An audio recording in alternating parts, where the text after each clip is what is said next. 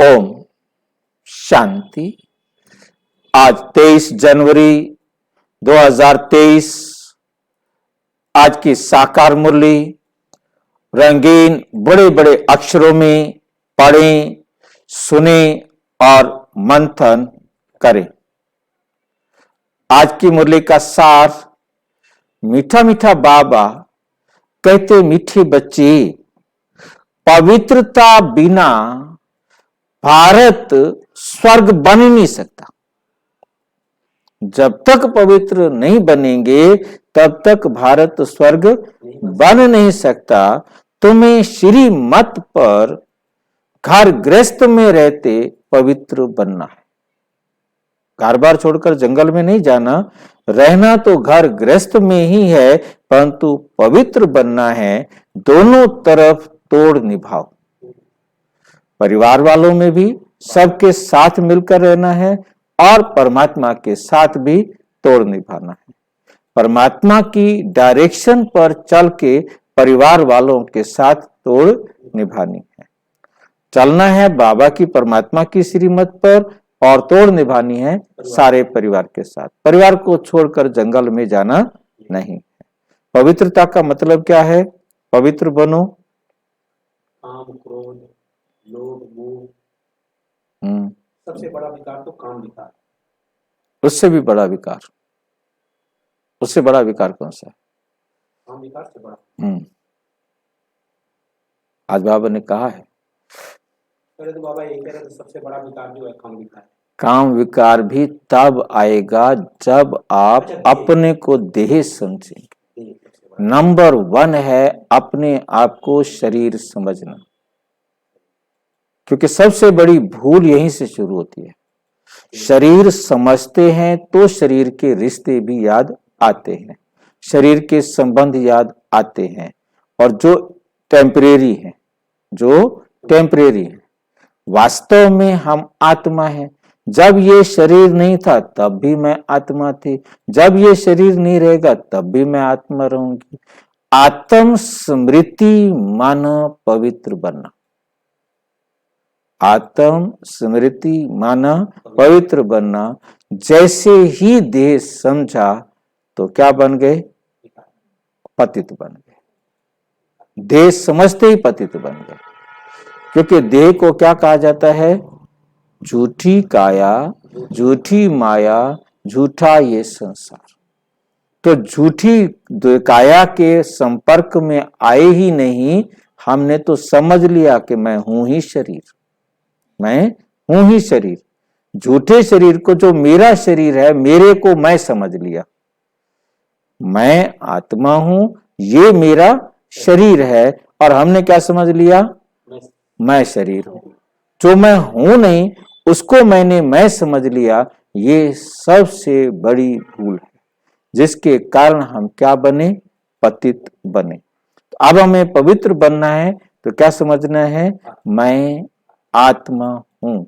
ये शरीर तो मेरा ड्रेस है, मैं इस शरीर से रोल कर रही हूं, एक्टिंग कर रही हूं, कहीं माँ का, कहीं बाप का, कहीं बेटे का, कहीं बेटी का, कहीं बहन का।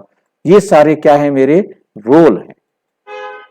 जब हम ऐसा समझेंगे तब हम पवित्र बनते। मैं आत्मा अलग हूं, ये मेरा रोल है। जैसे एक्टर एक्टिंग करता है, अमिताभ बच्चन कुछ भी बना है, परंतु वास्तव में वो रोल है, वो रियल नहीं है। तो ऐसे ही जो कुछ भी हम कर रहे हैं, ये रोल है, ये रियल नहीं है। रियल में तो मैं आत्मा ही हूं। प्रश्न, दूसरे सत्संगों व आश्रमों से यहां की कौन सी रस्म बिल्कुल न्यारी है? दुनिया में और भी सत्संग है। बाबा कहते हैं उन सत्संगों में और इस सत्संग में कौन सी रस्म बिल्कुल न्यारी है? कौन सी रस्म न्यारी है? यहाँ बाबा कहते हैं शांत शांत रहो।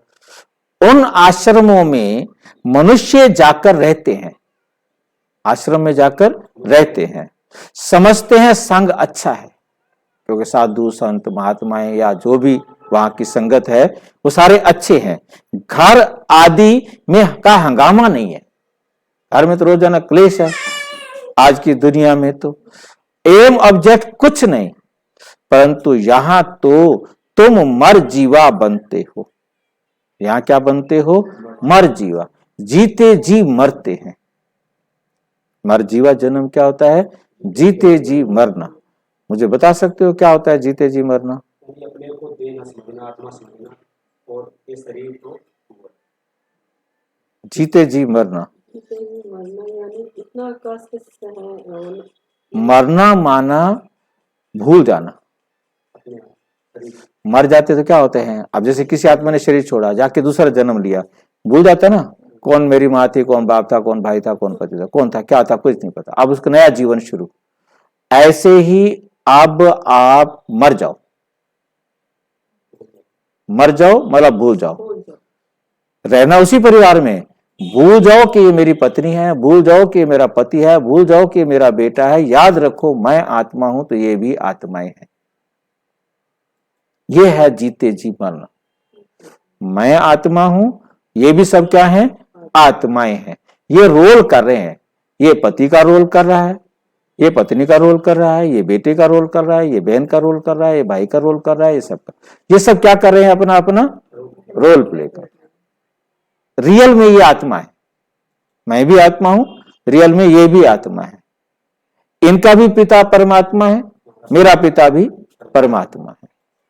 यह है रियल रिलेशन, ट्रू रिलेशन। जब हम सत्य संबंध को याद रखते हैं तो पवित्र हैं, और जब हम झूठे संबंधों को याद करते हैं तो हम पतित हैं। झूठे संबंध में दुख आएगा, खुशी आएगी। झूठे दुख है, झूठे खुशियां हैं, सब टेम्परेरी, सब टेम्परेरी। तो हमें समझ में आया।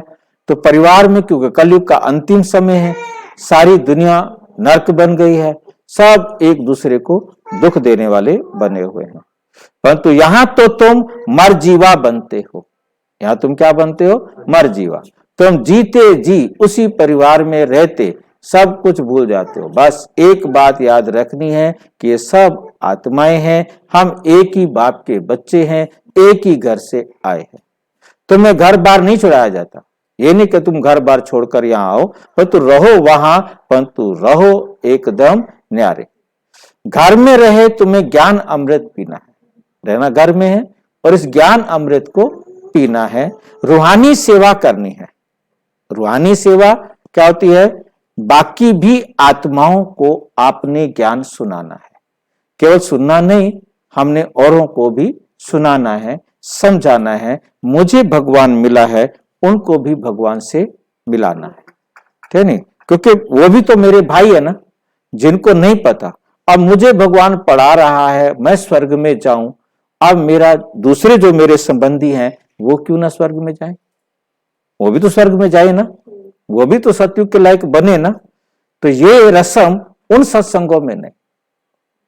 उन सत्संगों में तो क्या कहा जाता है? गुरु कहता है कि उसको मेरे पास ले आओ, मैं उसको कान में नाम दान दूंगा। यहां परमात्मा कहते बच्चे जो आपको समझ में आया है वो सबको बता दो। किसके लिए मेरे पास आना?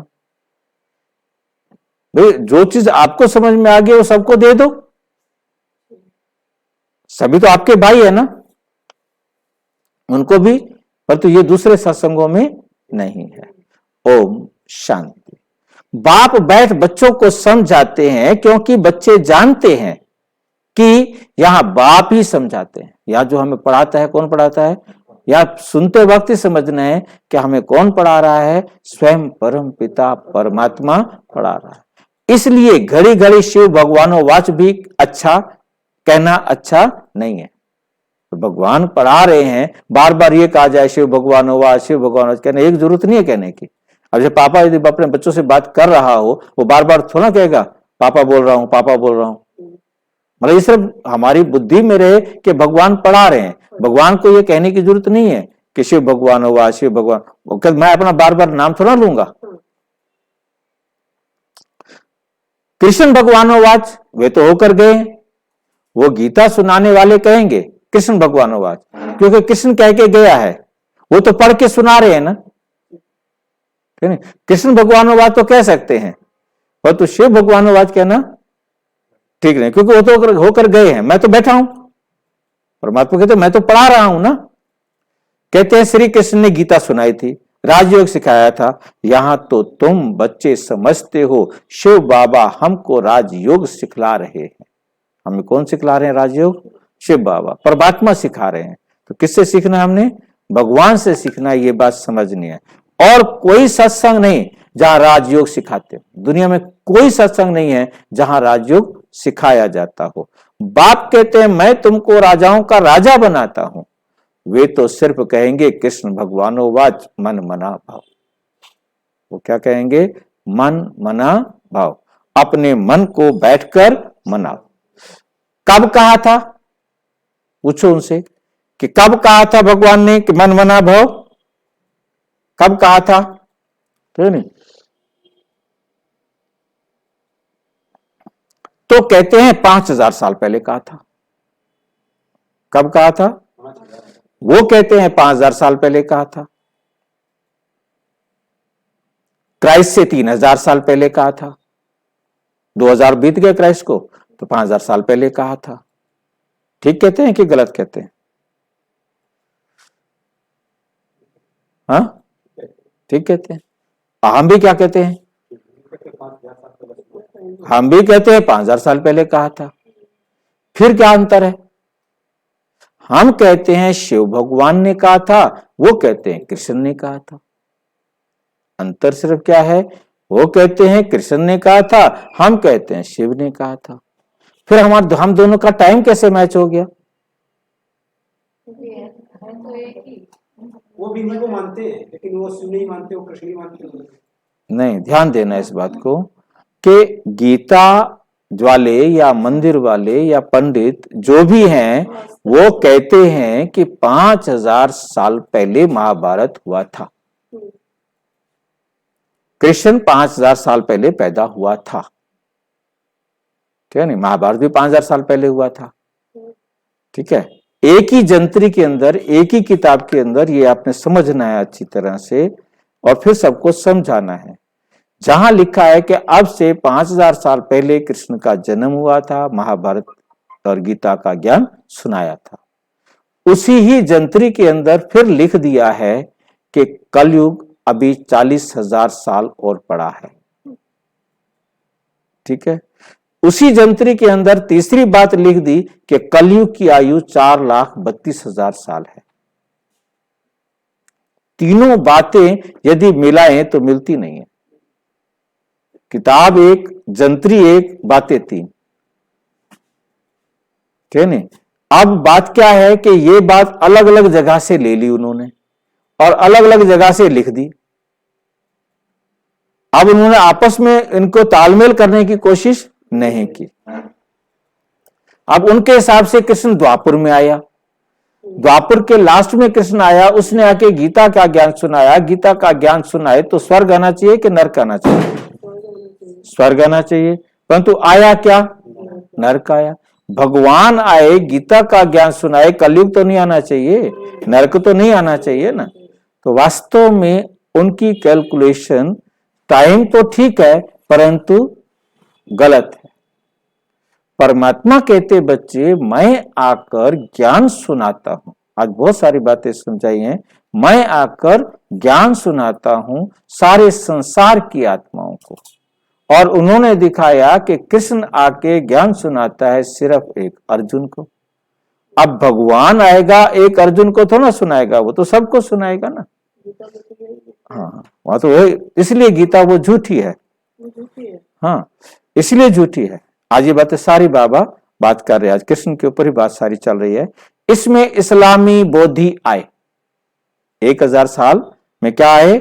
इस्लामी बौद्धि आए। तो क्राइस्ट से 3000 साल पहले सतयुग सिद्ध हो जाता है।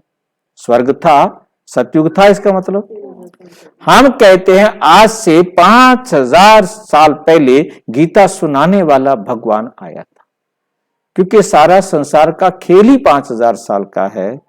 हर 5000 साल बाद परमात्मा आकर गीता का ज्ञान सुनाते हैं। भगवान आके सुनाएगा ना। गीता सुनाने वाला भगवान आया था और आकर आदि सनातन देवी देवता धर्म की स्थापना किया था। दुनिया वाले नहीं समझते, उनसे पूछो सनातन धर्म किसने स्थापन किया, पता ही नहीं। गीता से यदि सनातन धर्म स्थापन हुआ तो फिर राम को मानने वाले क्यों, बाकी दूसरे देवी देवताओं को मानने वाले का क्या। अब 5000 वर्ष बाद फिर से उनको आना पड़े, क्योंकि परमात्मा तो हर 5000 साल बाद आके, उन 5000 सालों से अब तक का कितना समय हो गया 5000 साल कैलकुलेशन के हिसाब से? खत्म, बस 5 खत्म है, आखिरी जन्म है आपका।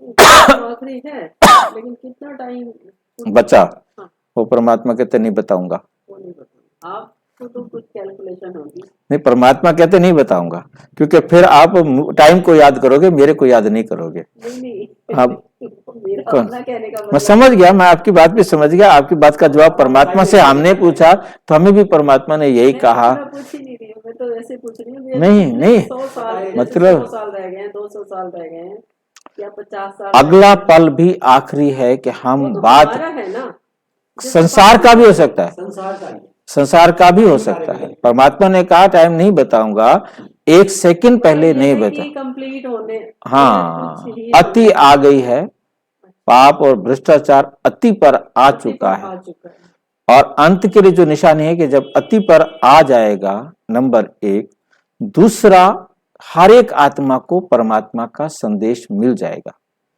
कोई भी आत्मा ये कंप्लेन नहीं करेगी, भगवान आप इस धरती पर आए थे, मेरे को तो बताते, क्या मैं आपका बच्चा नहीं था, मैं भी तो पढ़ने आता, मैं भी तो सत्युग का अधिकार लेता। ये शिकायत करने का मौका किसी भी आत्मा को नहीं मिलेगा। तो जब तक सबको मैसेज नहीं मिलता तब तक विनाश नहीं होगा। ये मतलब पहचान के लिए हर एक आत्मा को मैसेज मिल जाएगा, आए या ना आए वो उसकी मर्जी, पढ़े ना पढ़े वो उसकी मर्जी। जैसे आपको पता तो था, परंतु आपका टाइम नहीं हुआ था, आपका टाइम अब हुआ, अब पढ़ने के लिए आए। तो ऐसे ही सबका टाइम जैसे जैसे होता जाएगा, सब आते जाएंगे, सबको मैसेज मिलेगा, हर एक अपने पुरुषार्थ अनुसार अपना पद बनाएगा। सब पढ़ेंगे तो अपने हिसाब से ना। 5000 वर्ष बाद फिर उनको आना पड़े, यह है 5000 वर्ष का चक्र। संसार का चक्र क्या है? बच्चे जानते हैं कि ये बाप इस द्वारा समझा रहे हैं। परमात्मा आकर हमें ब्रह्मा के, इस ब्रह्मा बाबा के तन में बैठकर हमको समझा रहे हैं। बच्चे जानते हैं कि ये बाप इस द्वारा समझा रहे हैं। दुनिया में तो अनेक प्रकार के सत्संग हैं, जहां मनुष्य जाते हैं, कोई आश्रमों में जाकर रहते भी हैं, तो उसको ऐसे नहीं कहेंगे कि माता पिता पास जाए जन्म लिया। यहां तो यह है कि हम अब परमात्मा के पास आकर परमात्मा के बच्चे बने, तो अब हम ईश्वरीय संतान हो गए। परंतु वो जाकर के अपने आप को ये नहीं कहेंगे कि हमने फलाने संत के पास जन्म लिया, हम उनके बच्चे हैं। अब हम ईश्वर के बच्चे हैं, ठीक है। वह उनसे कोई वर्षा मिलता है, उनको वहां कोई जन्म से उनको कोई वर्षा नहीं मिलता। यहां तो हमें परमात्मा से वर्षा मिलता है, ज्ञान, शांति, पवित्रता, सुख, शक्ति। सिर्फ वो संग अच्छा समझते हैं, वहां घर आदि का कोई हंगामा नहीं होता। बाकी एम ऑब्जेक्ट तो कुछ है ही नहीं। यहाँ तो हमारे सामने एम ऑब्जेक्ट है। परमात्मा कहते बच्चे मैं आया हूं तुम्हें स्वर्ग का देवी देवता बनाने।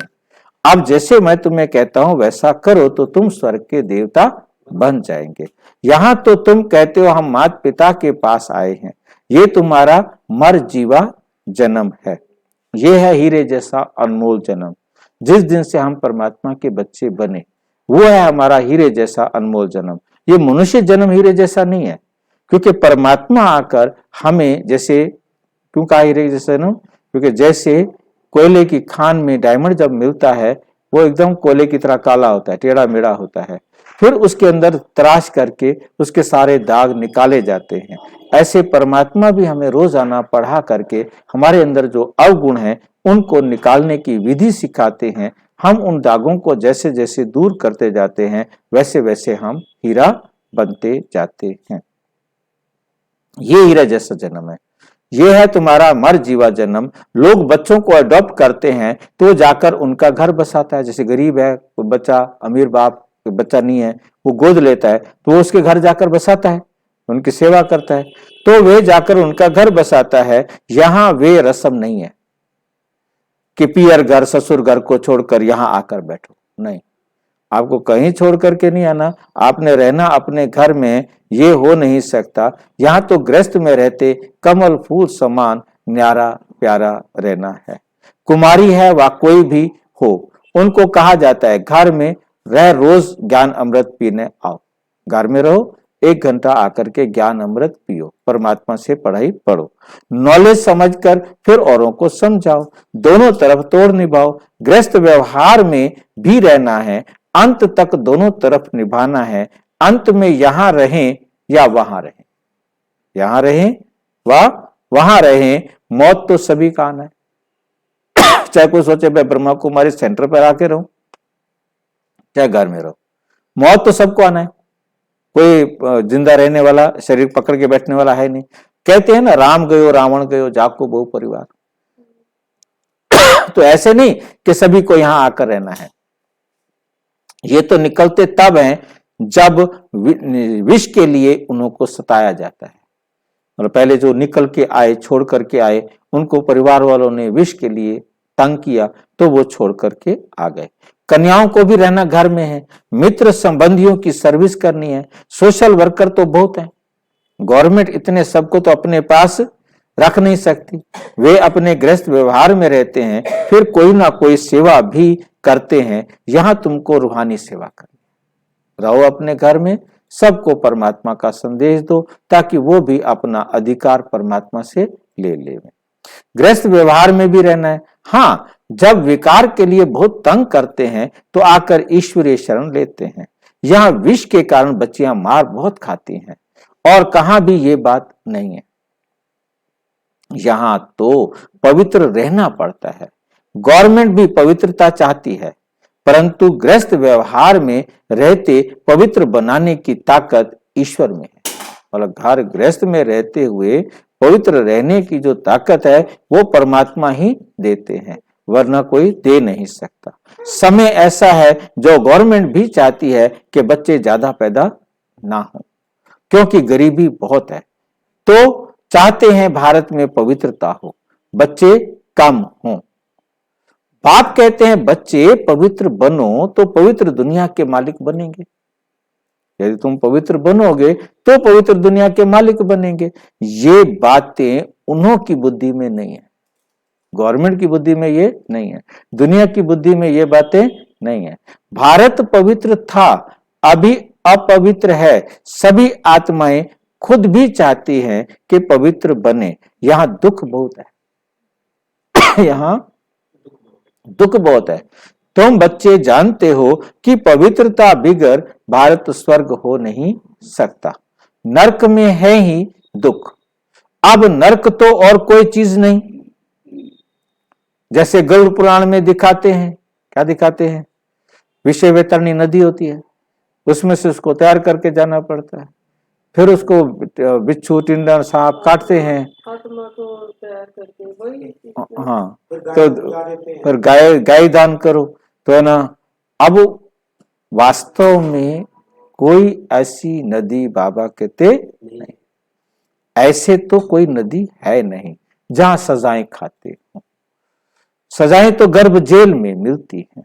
सतयुग में तो गर्भ जेल होती नहीं जहां सजाएं मिले, गर्भ महल होता है, क्योंकि मां भी पवित्र, आत्मा भी पवित्र, प्रकृति भी पवित्र, कोई सजा मिलने की जरूरत ही नहीं है। सजा तो मेरे जिन पाप किए हो। इस समय सारी दुनिया जीती जागती नरक है। क्या सबूत है आपके पास? क्या सबूत है कि सारी दुनिया नरक है? ये है कि जब भी कोई मरता है तो कहते हैं कहां गया? स्वर्गवासी। अब वो स्वर्ग में गया तो पहले कहां था? खुश होना चाहिए ना खुश होना चाहिए ना कि स्वर्ग में गया, परंतु पता है, कुल मिला के कोई समझ नहीं। हाँ, समझ नहीं पा रहा। तो परमात्मा कहते बच्चे तुम, ये दुनिया जीती जागती नरक है जहां सारे मनुष्य दुखी हैं, रोगी हैं, एक दो को दुख देते रहते हैं, और स्वर्ग में ये कुछ होता नहीं। वहां ना कोई बीमार होते हैं, ना कोई किसी को दुख देता है। अब बाप समझाते हैं, मैं तुम्हारा बेहद का बाप।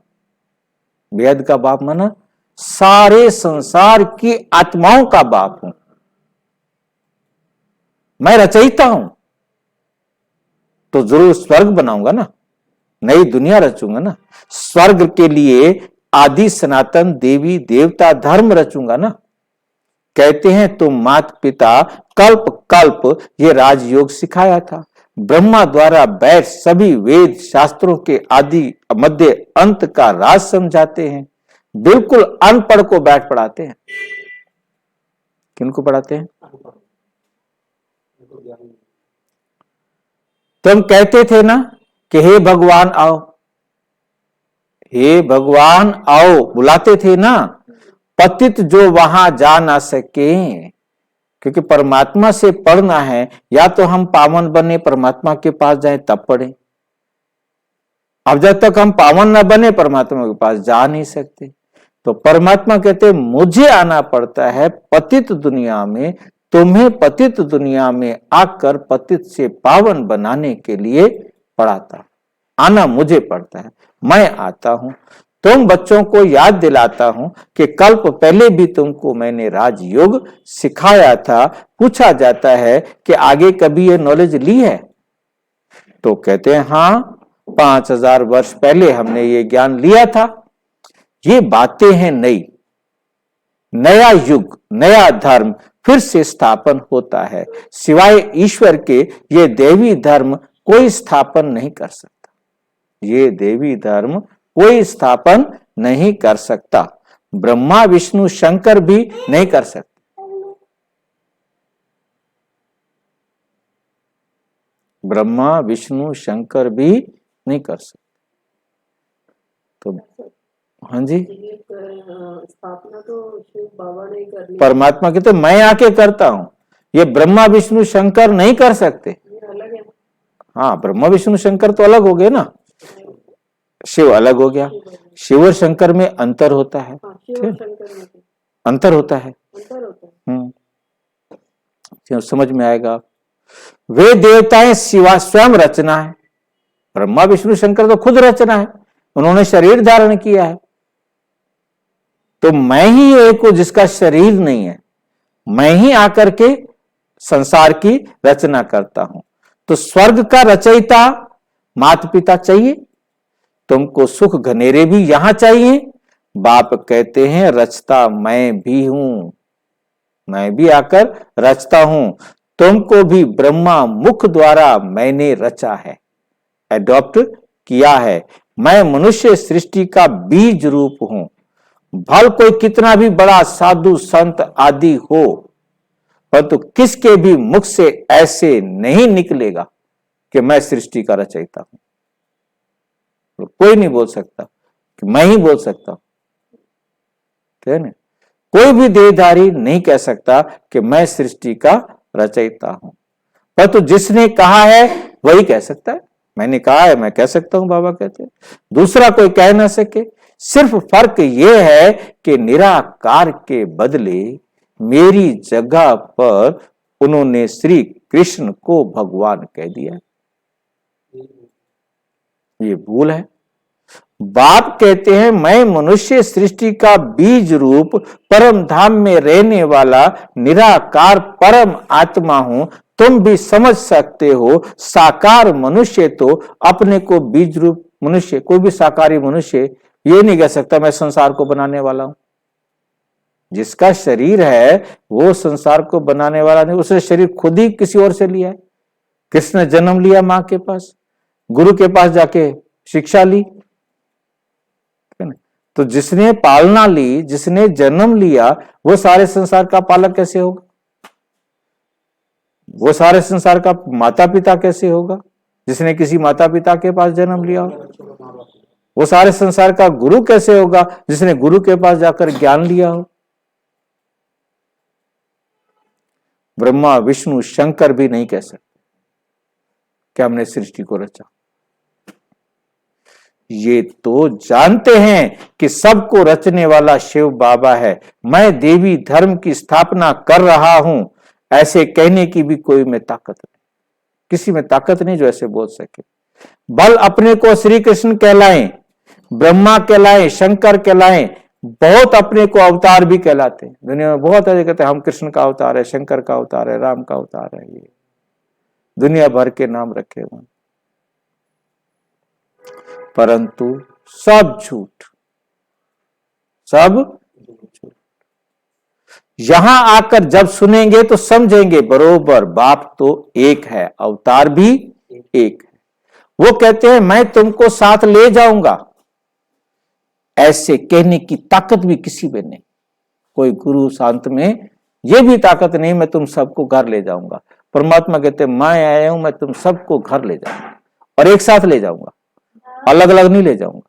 सारे संसार की आत्माओं को एक साथ ले जाऊंगा। ऐसे कहने की भी ताकत नहीं है। 5000 वर्ष पहले भी गीता के भगवान शिव बाबा ने कहा था, जिसने ही आदि सनातन धर्म की स्थापना की थी वही अब कर रहे। जिसने 5000 साल पहले आदि सनातन देवी देवता धर्म की स्थापना की थी वही अब कर रहे हैं। गाया हुआ भी है, गाया हुआ भी है। मच्छरों सदृश आत्माएं गाई, मच्छरों सदृश आत्माएं गई। तो परमात्मा कहते जब मैं जाऊंगा सारी आत्माएं अपने अपने शरीर को छोड़कर मच्छरों के झुंड की तरह मेरे पीछे पीछे घर चलेगी। किसी को छोड़ के नहीं जाऊंगा, सभी आत्माओं को अपने साथ लेके जाऊंगा। चाहे प्यार से चलो तो चाहे मार खा के चलो। कुछ रो रो के जाएंगे, जैसे बच्चे स्कूल जाते हैं ना रो रो के, और कोई खुशी प्यार से। तो बाप गाइड बन सभी को आए हैं, सभी को लिबरेट करते हैं, मुक्ति देते हैं। अब कलयुग का अंत है, उसके बाद सतयुग आना है, तो जरूर आकर पवित्र बनाए, पवित्र दुनिया में ले जाएगा। गीता में कुछ ना कुछ अक्षर हैं, समझते हैं इस धर्म के लिए शास्त्र तो चाहिए ना, शास्त्र तो चाहिए ना। तो गीता शास्त्र बैठ बनाया है, सर्वशास्त्रमय शिरोमणि नंबर 1 माता, परंतु नाम बदल दिया, नाम बदल दिया। बाप जो इस समय एक्ट करते हैं वे थोड़े ही द्वापर में लिखेंगे, वो तो गीता रामायण जो लिखेंगे द्वापर में बैठकर लिखेंगे। अब एक्ट कर रहे हैं अब तो द्वापर में कैसे लिखेंगे?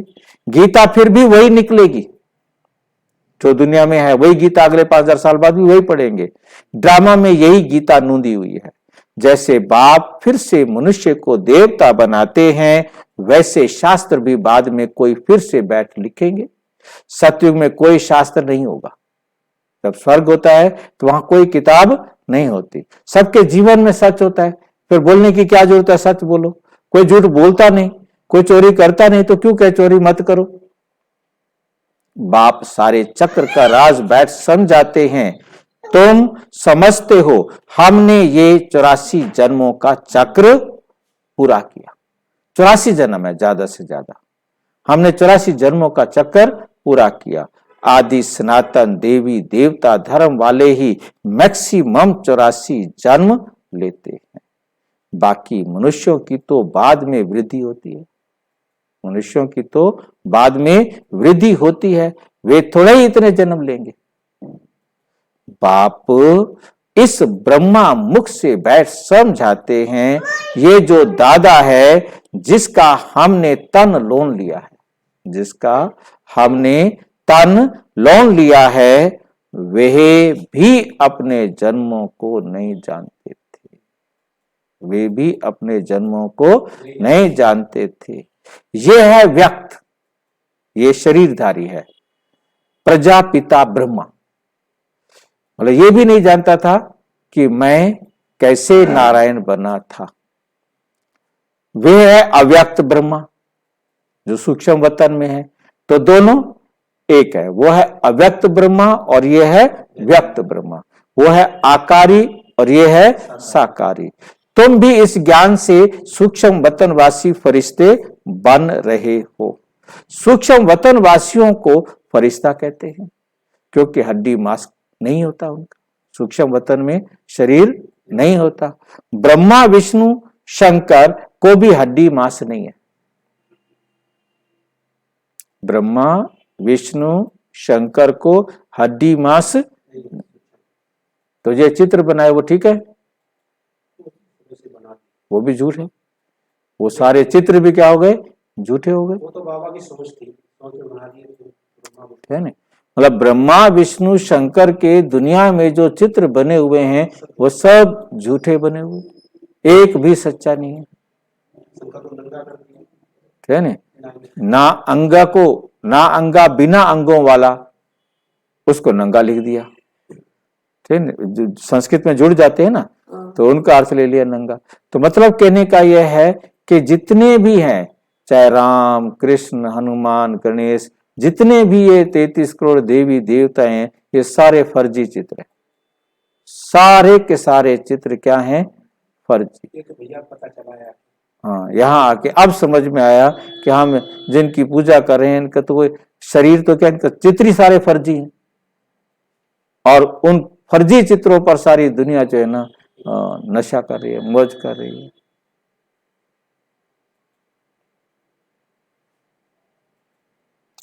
शंकर को भी हड्डी मांस नहीं, फिर उन्हों के चित्र कैसे बनाते हैं, शिव का भी चित्र बना देते हैं। कहते मैं शरीर नहीं लेता, मेरा भी चित्र बना दिया, शिवलिंग बना के रख दिया। शिवलिंग शिव के लिए सच्चा नहीं है, नहीं, शिवलिंग है शिव के लिए, और शंकर का तो पूरा शरीर बढ़ा देते हैं, और शंकर भी शिवलिंग की पूजा कर रहा है। कभी शिवलिंग को शंकरलिंग नहीं बोलते, शिवालय को कभी शंकरालय नहीं कहते, तो दोनों अलग हो गए ना, पता ही नहीं है। तो हाँ, वो एक ही समझते आ रहे हैं। अब परमात्मा आके समझाते कि आत्मा ज्योति है, परमात्मा भी ज्योति है, आत्मा भी ज्योति है और परमात्मा भी ज्योति है। इसको रोको भाई। उनका भी रूप बनाते हैं। ब्रह्मा विष्णु शंकर तो सूक्ष्म है, जैसे मनुष्य को बनाते हैं वैसे शंकर का तो बना ना सके, शंकर का तो बना ना सके, क्योंकि उनका हड्डी मांस का शरीर तो है ही नहीं। जैसे शंकर बना के रखा है, शंकर का तो हड्डी मांस का शरीर ही नहीं है, मनुष्य का शरीर बना देते हैं। अब शंकर का तो शरीर बना नहीं सकते, उसका तो हड्डी मांस का शरीर ही नहीं है। हम तो समझाने लिए ऐसे स्थूल बनाते हैं। हमने ये चित्र बना के रखे हैं, ये हमने सिर्फ समझाने के लिए बना के रखे हैं, ताकि बताएं कि वास्तव में ये सच में है ही नहीं। बनाने के समझाने के लिए स्थूल बनाते हैं, परंतु तुम भी देखते हो कि वे सूक्ष्म है। जो उनकी कथाएं हैं, जैसे सब गपोड़ कहानियां है, बहुत बड़े बड़े शास्त्र, शिव महापुराण, हाँ सब गपोड़ कहानियां, ऐसी गपोड़ कहानियां बेड़ा गर्क करके रख दिया है। अब देखेंगे तो समझ में आएगा। अब गणेश को पैदा कर दिया, मैल से पैदा कर दिया, मैल उतारो गणेश पैदा हो जाए, वो कमाल की बात है। फिर लड़ाई करने की क्या जरूरत थी, दोबारा मैल उतार लेती, दोबारा शिव ने आके उसका सिर काट दिया, तो रोने की जरूरत होना थी, झगड़ा करने की जरूरत होना थी, दोबारा पैदा कर दी। 6 महीने में कौन सी मिट्टी आ रही, दिक्कत आ रही थी। और फिर हाथी का सिर लगा दिया, किसी आदमी को हाथी का सिर लग सकता है, ऐਵੇਂ बना के रख दिया। एक जरा भी सच नहीं है। आज गणेश मनाया करो, पता ही नहीं है। एक एक बात को आप समझेंगे तो आप समझते जाएंगे ना कि वास्तव में गणेश को भी जब कोई है ही नहीं, ऐसा कोई हुआ ही नहीं, जन्म से ही पूजा कर रहा हो, हाँ उनको समझ रहा हो, और उनसे उनका लगाव भी देखो, मूर्ति हाँ। अब हम जो, मैं कृष्ण की पूजा करता आया, मैं ब्राह्मण का बेटा हूं, मंदिर था हमारा। मतलब कहने का है कि अब जब सच समझ में आया तब ना, अब इतनी बड़ी दुनिया, अभी इतना बड़ा राम मंदिर बना रहे हैं, किस लिए बना रहे हैं, राजनीति है बस, और कोई मतलब नहीं है, और कुछ मतलब नहीं है। राजनीति के लिए इतने बड़े राम मंदिर, क्या क्या करोगे राम मंदिर का, राम कोई हुआ नहीं, आप उसके ऊपर जो है ना भगवान बना के उसको जो है ना दुनिया को बुद्धू बना रहे हैं। आप भी पागल और दुनिया को भी पागल बनाया जा रहा है। तो रामायण जो लिखी गई है ये कहानी है, आज से 2000 साल पहले वाल्मीकि ने रामायण लिख दी, उपन्यास है वो, ठीक है क्या नहीं। तो बहुत अच्छी तरह से समझ में आएगा, ठीक है, देखेंगे। तो कहने का मतलब यह है कि अच्छा मीठे मीठे सिक्की लद्दे बच्चों प्रति माता पिता बाप दादा का याद प्यार और गुड मॉर्निंग। रूहानी बाप की रूहानी बच्चों को नमस्ते। हम रूहानी बच्चों की रूहानी बाप दादा को नमस्ते नमस्ते नमस्ते। धारणा के लिए मुख्य सार आगे करेंगे। आज है रात्रि क्लास। पहले 13/7/1968 को परमात्मा ने पढ़ाया। मनुष्य दो चीजों की दो चीजों को जरूर चाहते हैं। मनुष्य दो चीजों को जरूर चाहते हैं, एक है शांति और दूसरा है सुख। विश्व में शांति व अपने लिए शांति, विश्व पर सुख व अपने लिए सुख की चाह रखते हैं। सारे चाहते हैं कि हमें सुख मिले, सारे संसार को सुख मिले, सबको शांति मिले, हमको भी शांति मिले। तो पूछना होता है कि अभी अशांति है तो जरूर कब शांति हुई होगी ना। शांति चाहते हो इसका मतलब शांति नहीं है, इसका मतलब आपने शांति कभी देखी होगी ना। लड्डू तो वही मांगेगा जिसने लड्डू खाया होगा, जिसने कभी लड्डू खाया नहीं वो लड्डू मांगेगा क्यों। अशांति क्यों हुई फिर? जब तुम्हारे पास शांति थी फिर अशांति क्यों हुई, ये कोई को भी पता नहीं है।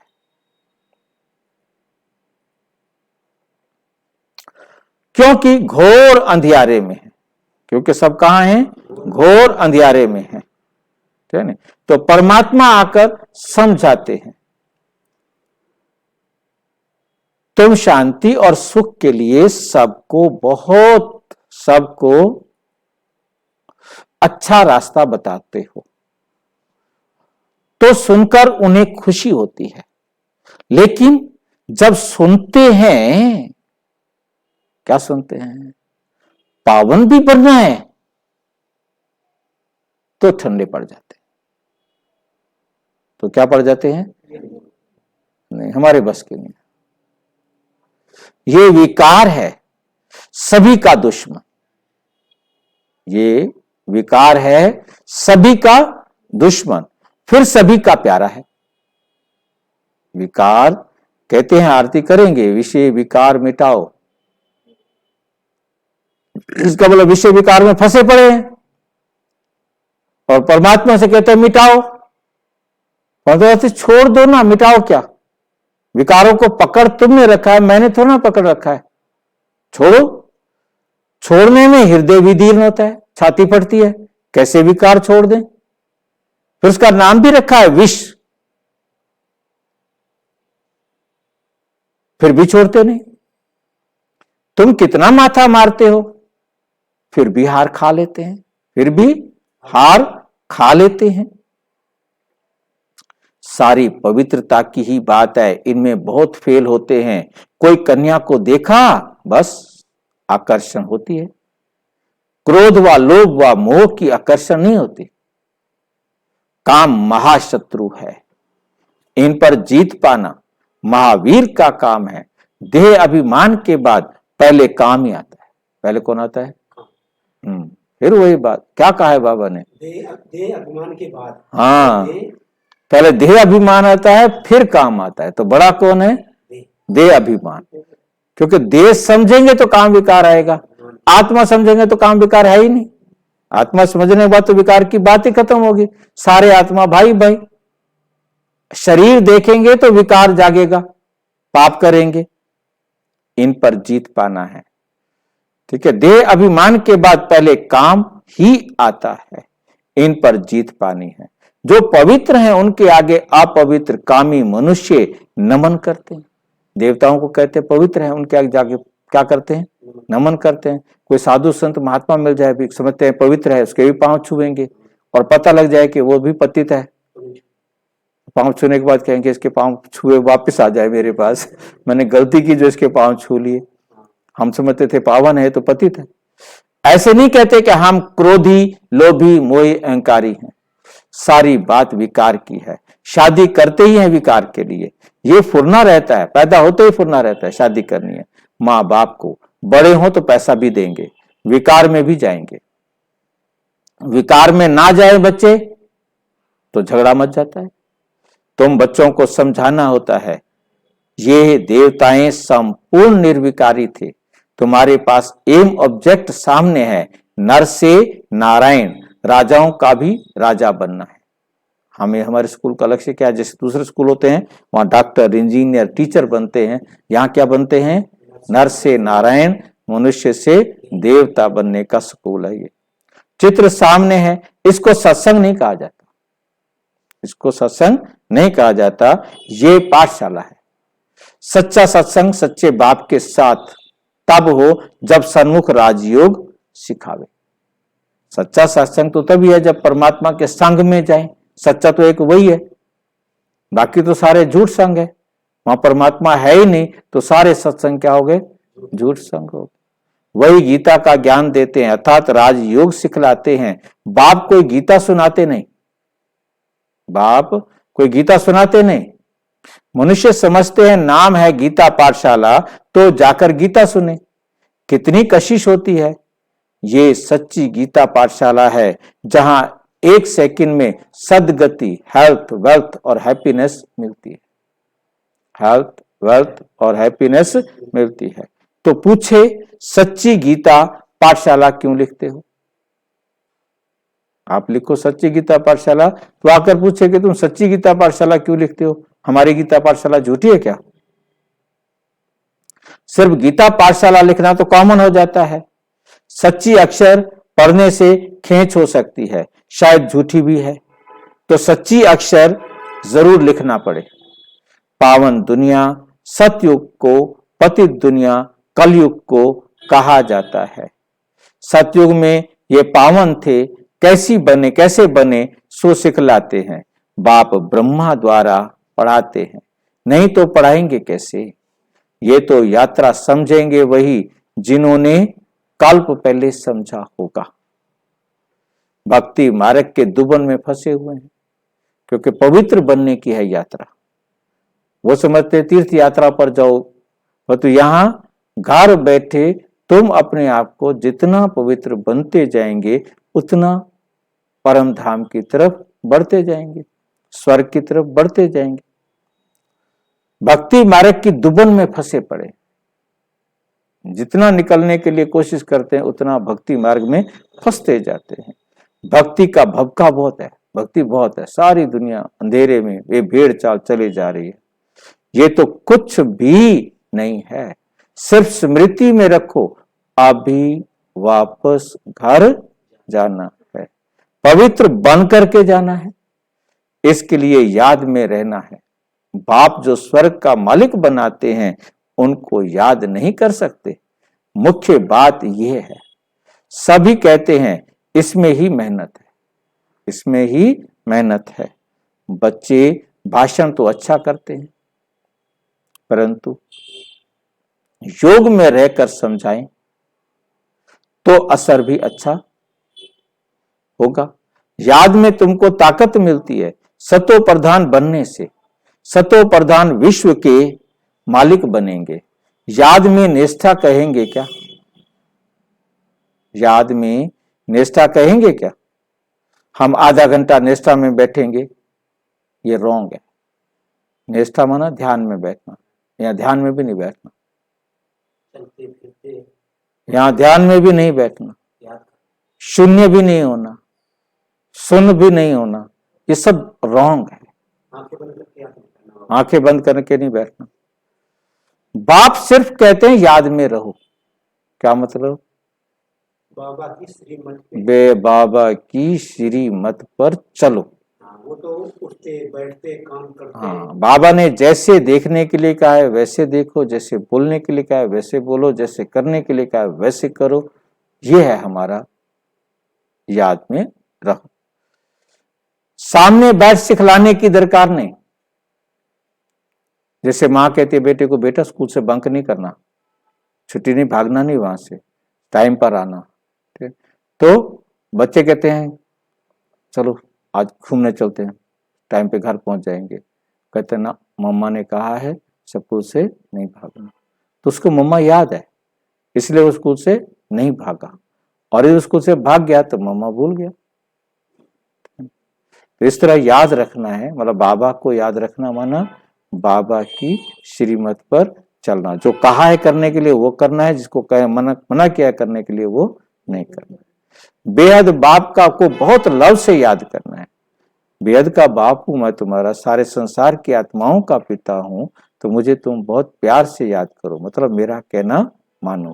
क्योंकि बहुत खजाना देते हैं, बहुत ज्ञान का खजाना देते हैं। याद से खुशी का पारा चढ़ना चाहिए, अतीन्द्रिय सुख फील होगा। बाप कहते हैं तुम्हारी ये लाइफ बहुत वैल्यूएबल है, इनको तंदुरुस्त रखना है। जितना जिएंगे, जितना खजाना, उतना खजाना लेंगे।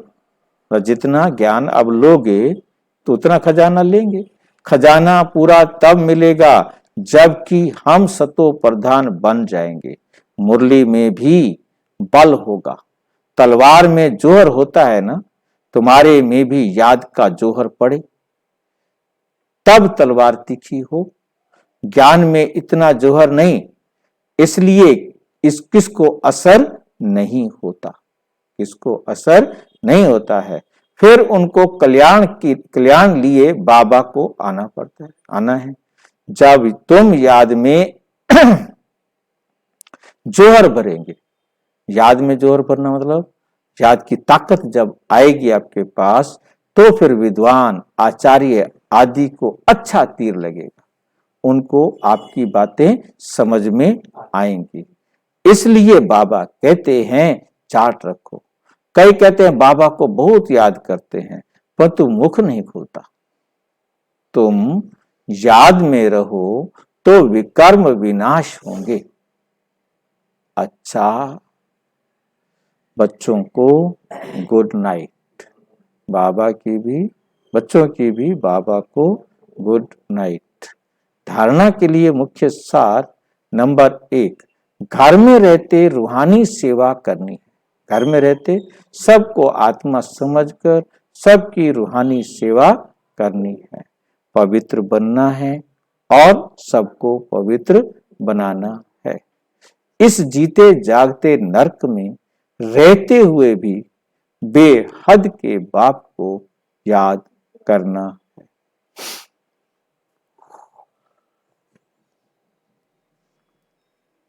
बाप से स्वर्ग का वर्षा लेना है, किसी को भी दुख नहीं देना है। वरदान है हज का, अपनी सर्व विशेषताओं को कार्य में लगाकर उनका विस्तार करने वाले सिद्धि स्वरूप हो।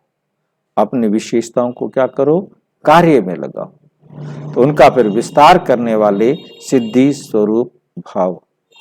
जितना जितना अपनी विशेषताओं को मनसा सेवा व वाणी और कर्म की सेवा में लगाएंगे तो वही विशेषता विस्तार को पाती जाएगी।